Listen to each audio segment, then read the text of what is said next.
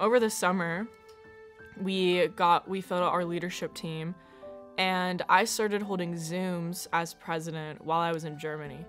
So over the summer, we started VPC. I was in Germany. Everyone else was in a different spot in the US, and then we all came together for the first week, and we did the 12-hour film challenge, which we had never done before, but then it went really well, so that was good and inspiring. And then we were like, well, next is the big film challenge, so then we prepared for that. I definitely think it was like pretty exciting. Like we had like a lot of new people, which was awesome. So it was like, this is like a learning year for us. So it was like, this was a good chance to like get everyone in on set and like really try hands-on stuff. So for selecting Art of Deception for VPC's Big Film Challenge, we did it traditionally how it goes. So we had 10 or 11 people pitch their scripts to us, and in the club we all voted in like a ranked way, and then we got to the final 3, then the final 2, and then finally as the final one it was Art of Deception. The Art of Deception is about a struggling artist who resorts to art forgery to get by, and it kind of follows the consequences that follow that action. I feel like you could see when it was presented, you got the beats pretty well, and like it was pretty straightforward, but it also had like fun character stuff. I don't know, there was a lot happening too, but it also seemed like really possible for us. So it was ambitious, but also like possible for VPC.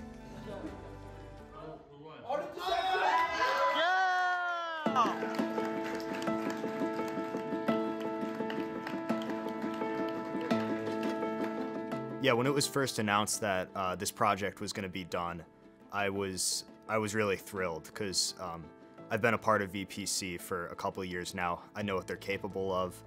There's a lot of talented people, so I knew I would have a great crew to support me in this story. And yeah, after it was announced that I would be doing it, I started writing that night, and I haven't looked back since. Yeah, the idea for The Art of Deception was an idea that was kind of bouncing around in my head for a couple of weeks prior to the pitch. It really just was a combination of filmmakers that I enjoy watching that inspire me. Vince Gilligan, Scorsese, Michael Mann. I want to do a crime story, but I thought it would be interesting if there was a crime story where the protagonist was creating something rather than stealing it. I feel like the plot line of this is one of the more interesting ones that we've done in VPC. I know that we try to avoid the two people sitting and talking in a dorm, and I think that this is anything but that. I think it was the largest thing that I've produced so far, just because we have so many new members. Within the first push out of the application to be on set, we had about 30 people, which then went up to 55 for one weekend of filming, so definitely a lot to balance. I think I spent I counted it up, and I think I have like 15 hours spent on the call sheets, just as an AD, first AD, and then producing as well was fun, trying to get those locations and stuff. I didn't really know exactly what I was going to be doing when I first got the role as assistant camera, but when I got there I was pretty excited because it was just I got to be on set the whole time and see what they were doing with the camera, so I feel like I really just watched and listened and learned a lot about camera and directing. Meeting. Scene AP, take 2, mark.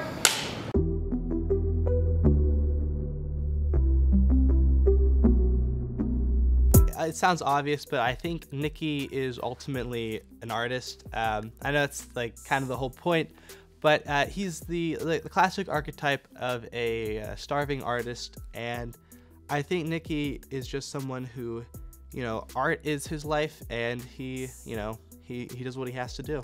I didn't want the character of Nikki to be passive. I wanted him to create his own conflict, and I thought a forgery was a good mode of conflict for a story like this. Nikki, he's not as much likes art, it's just kind of what he has to do. It's not just something he's good at, or he's like, oh, I want to paint. He's compelled to paint. It's there is no other thing he can do. He internally has to do what he does. I got the name of Nikki from a film called Mikey and Nikki, directed by Elaine May, and that really informed the relationship between Nikki and Cleo. Cleo sells art, obviously, which is why she sells Nikki's forged painting. I'd say she's very passionate about her job, very ambitious, determined. but she's also not afraid to like put others before herself. They are at different stages of their professional career, but they have this shared history. They have this past.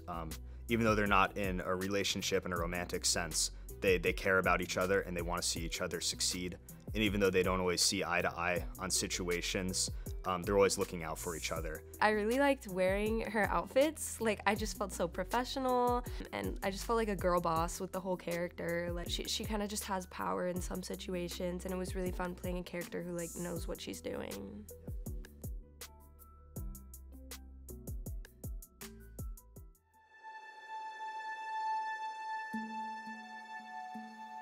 So I really didn't understand the scope of how big this production would be until Jack and I walked into the studio, like just the blank studio. And there was just nothing in there. And so I realized that I would have to set that entire thing and figure out props. And so it was really overwhelming, but it was one of like the best challenges I've ever done because it was so rewarding because of that experience. And as production designer, I'm thinking about the whole space and how the characters will inhabit that space. So I'm thinking about Nicky himself and how he would inhabit the studio versus how Ruben would inhabit the gallery. They're awesome locations purely because we had like connections on the inside to them. So we had, you know, this member's dad's friend owns a diner, you know, all those kinds of connections to get those locations. So we have art students who were able to get us the gallery, things like that.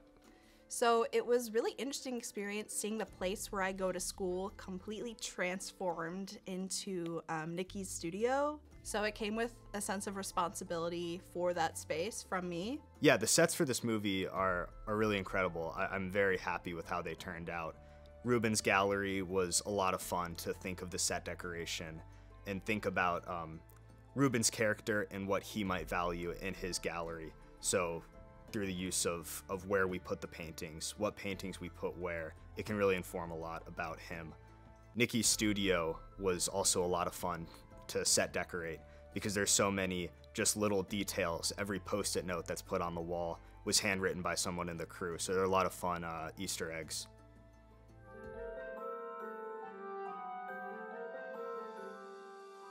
So I really only made 2 art pieces for the film, but a lot of the paintings in Ruben's gallery were my paintings because that's all we had. And so making Death of Heracles versus No Art is Bad Art, the 2 pieces I made, I wanted to focus on like the juxtaposition between Nicky being this really struggling, hardworking artist versus Ruben, who has these pieces that don't really mean anything. He is the one who's succeeding in this like capitalistic world that doesn't value artistic integrity. My favorite painting in The Art of Deception is the one that's in Nicky's studio of 2 wolves. I think it's a good representation of the kind of story that we're getting into when we see Nicky's studio, and the paintings in there really inform a lot about the character. My favorite piece of art that was featured in Art of Deception, other than The Death of Heracles, which Molly painted, which looks amazing, would be actually a piece that I created freshman year. It was a pink painting. It's in at least 1 shot, so I don't know if it'll make the final cut, but it was on the gallery wall, which made me happy. It honestly took a lot less work than you would think, but I was really interested in the symbolism of Heracles being handed this article of his destruction by his lover, which was a form of revenge by the centaur who he killed a while back. I really don't break paintings. It's not really my kind of thing, but I had to do it. And so I was very scared about doing it because I just had never done anything like this, and if I mess this up, I could mess up the end of the film. I kind of just had this thought process that Nicky, the character, he doesn't break paintings either. So it's going to look a little awkward, or at least that's what I had in my mind. And so just to kind of just go for it and just kind of this, you know, try to break it in any way possible. And I think it worked pretty all right. We'll have to see in the final edit. But the first time I tried, I hit it against the wall and it just made this very loud thud, and I just like stopped just because I was so surprised. But I think second take, we finally got it, and I think especially with the music and the editing, it'll look really good. How much is this painting worth? All right, tell me, how much is this painting worth? Priceless.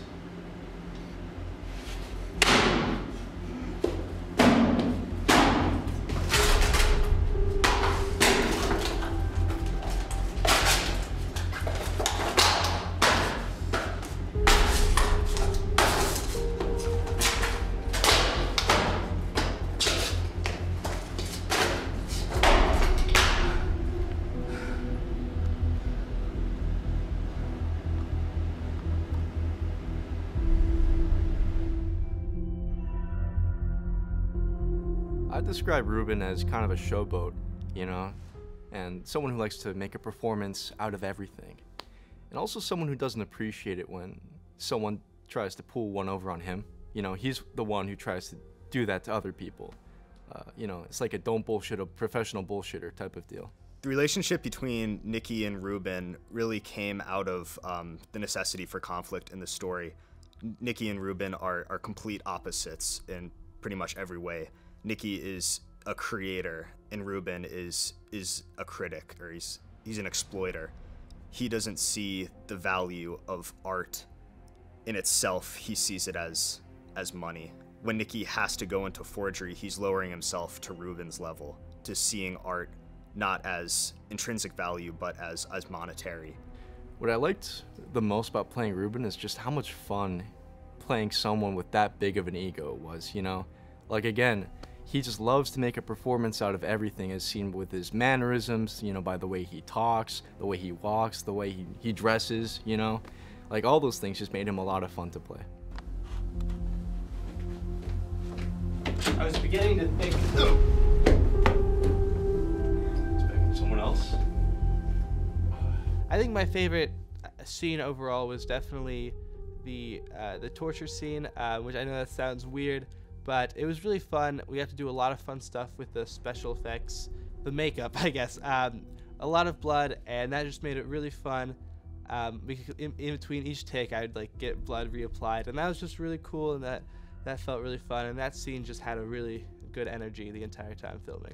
My favorite one to shoot was scene 5 because there's one shot where it tracks from them walking in, punching, and then Vince slides everything off the table, and then we go down and I have to move and track, and I go all the way down to the ground, and it finally ends with a Dutch tilt, which I also don't know if we're going to use in the final cut, but that shot looks really nice.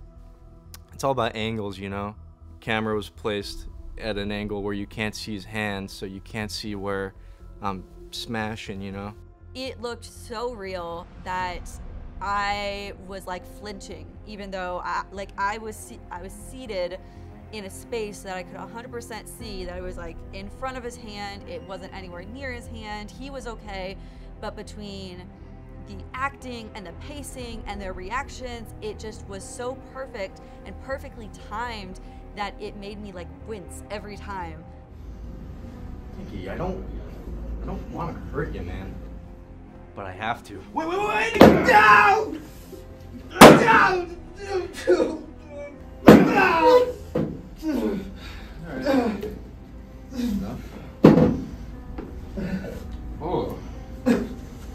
This should cover it.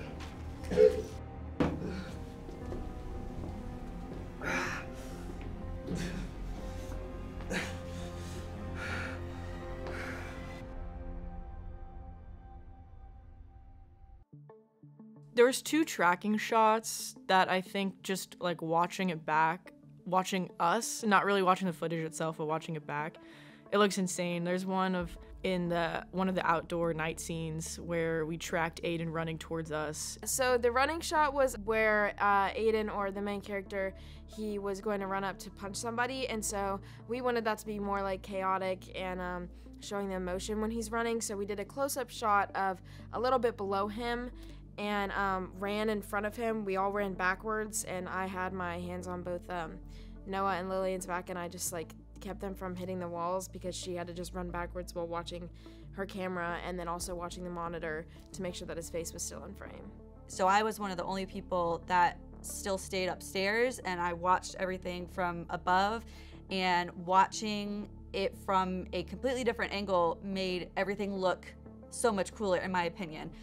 because you could see groups of people sort of coming together. You had Lillian and Nate and Ryan, they were kind of sticking together, and then the production design people were kind of sticking together, and they were all just like completely locked eyes on the action that was happening. So that was really, really cool. And then there's another shot in the gallery scene where it's like, it's a herd of like, I don't know, 6 or 7 people, because it was me, Jack, Noah, Sam, Drew on boom, and Ryan all tracking around, and I think creating that shot was pretty crazy. I really liked the one where we had to slither through the crowd in the art gallery. That one was fun because you had to like, it was so many moving parts. It really helped me a lot. It helped me kind of establish what I already know about cameras and lighting, but then it also helped me know like where I still have a lot of room to grow. So I really enjoyed being camera operator on this set. I really enjoyed just like listening to everybody's ideas and watching the DP and the director and the camera operator and everybody like just do all this stuff so seamlessly with all this knowledge that they have, because I feel like I just really learned a lot about like how it actually operates instead of just learning it through the classrooms. That is a wrap. On today. On today. It's a wrap on today! I really enjoyed working on Art of Deception overall because I haven't really done anything like this before, so I kind of got to see how a film set like this works. I got to meet a lot of new people, and it was just a lot of fun experimenting with new things and meeting new people. When I first started filming, I was really terrified, and I'm like, I don't know what I'm doing. I feel so awkward. But the more we did it, you know, thanks to like an amazing crew and cast and direction, it really just became a huge blast just to do. I really fell in love with the character, with the story, and I just had so much fun making it, and it was just a great experience. So my team really made it the film that it was. They really worked their butt off to make the makeup as cool as it was and the props as best they could, because we are students, and so having this big achievement, but at the same time we are students, is really important to me and to my crew, and I just want to shout them out because they did an amazing job. Having over half the people, this was their first time on set, and so many of them showed such professionalism and dove right into the project, which was really amazing. I was very impressed with how everybody was working through that. I feel like this is a relatively smooth process, and that I can't always say that happens on film sets. So I'm very impressed with everything, and I'm excited for the next film. This being my first film with VPC, I really enjoyed it. I had a lot of fun, and I just felt like I was being very productive, and getting on set so early and being there so late was just like, it felt like I was actually on like a real movie set. It was just so much fun, so I'm like excited to just keep doing it more. I thought this was like one of the most professional sets VPC has been on, and maybe that's biased, but I think it went really well. I was really impressed. I feel like we're pretty good going forward. Honestly, it was just a really great experience. You know, I had a lot of fun, and this was honestly the most professional film set I've ever been a part of, you know, and I'm very proud of everyone involved, and you watching. If you're watching at home and you worked on this film, I'm very proud of you. Ruben is proud of you. Yeah, this has been a great experience. I've learned so much about filmmaking as a process. It's been a lot of fun collaborating with a lot of creative and talented people. We've had such a wonderfully diverse crew, everywhere from like freshmen to seniors, ranging from everything from music to sound production. A lot of very talented people have come together on this film, and I couldn't be happier with the finished product. I think the future of VPC is exciting, and I think we're just gonna keep growing. You only need 5 people to have a club. Actually, it's not true. You only need 10 people. You only need 10 people to have a club. But it looks like VPC is gonna be a lot bigger than that. What cool videos we can create and what kind of learning we can do.